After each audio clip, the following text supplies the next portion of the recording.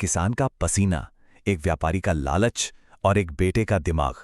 आज की कहानी में ना बस यही तीन चीजें हैं। ये कहानी है एक तोड़े हुए वादे की और एक ऐसे सबक की जो सूद समेत वापस लिया गया। हम सब अपनी जिंदगी में किसी ना किसी पर भरोसा करते हैं, पर कभी सोचा है वो कौन सा पल होता है जब यही भरोसा एक बड़ी बेवकूफ़ी बन जाता है।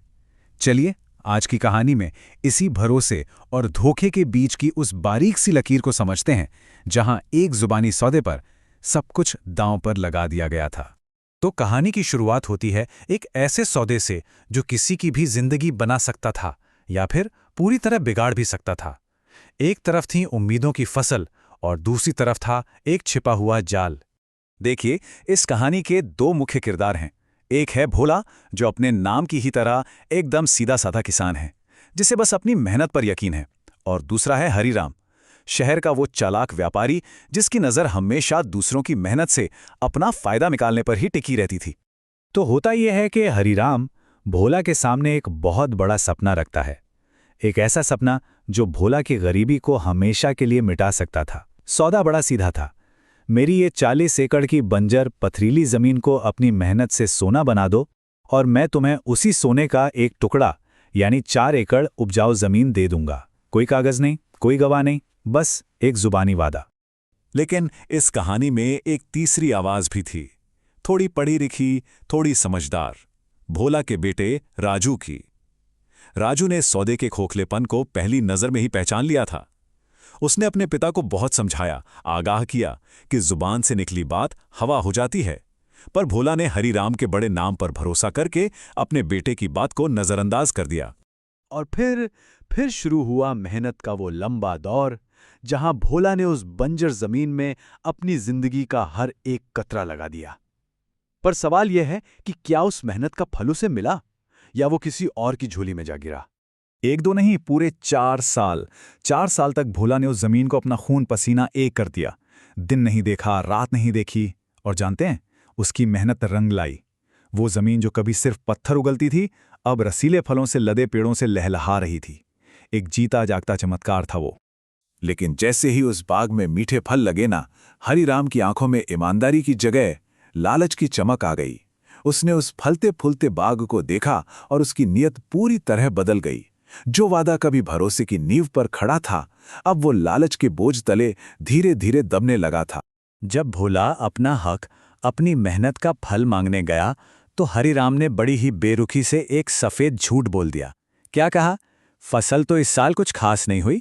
बस ये कुछ शब्द ही भोला की 4 साल की तपस्या पर पानी फेरने के लिए काफी थे। हरीराम ने सिर्फ वादा नहीं तोड़ा, उसने भोला की मेहनत का मजाक भी उड़ाया।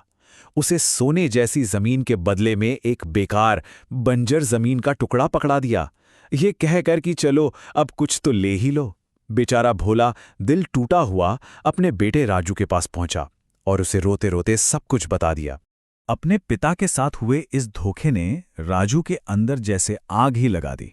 उसने उसी पल ठान लिया कि जिस लालच ने उसके पिता का हक छीना है, वो उसी लालच को हथियार बनाकर इंसाफ वापस लेकर रहेगा।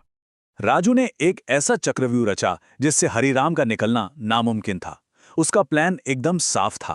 पहला, हरीराम की सबसे बड़ी कमजोरी यानी उसके लालच को और भड़काओ। दूसरा, उसे एक बड़े खजाने का सपना दिखाओ। और तीसरा, उसे कागज के जाल में ऐसा फंसाओ कि वो छटपटा भी ना सके। और राजू ने चारा भी क्या फेंका? उसने हरीराम के कानों में यह बात फैला दी कि जिस बंजर जमीन के टुकड़े को उसने भोला को देकर उसका अपमान किया था, असल में उसी के नीचे पुरखों का गड़ा हुआ खजाना दबा है। अब खजाने का नाम सुनते ही हरीराम की आंखों पर तो लालच की पट्टी बंध गई। लालच में अंधा हुआ हरीराम उस छोटे से बंजर जमीन के टुकड़े के लिए अपनी पूरी की पूरी 40 एकड़ की लहलहाती जमीन देने को तैयार हो गया। लेकिन इस बार राजू ने कोई जुबानी वादा नहीं किया।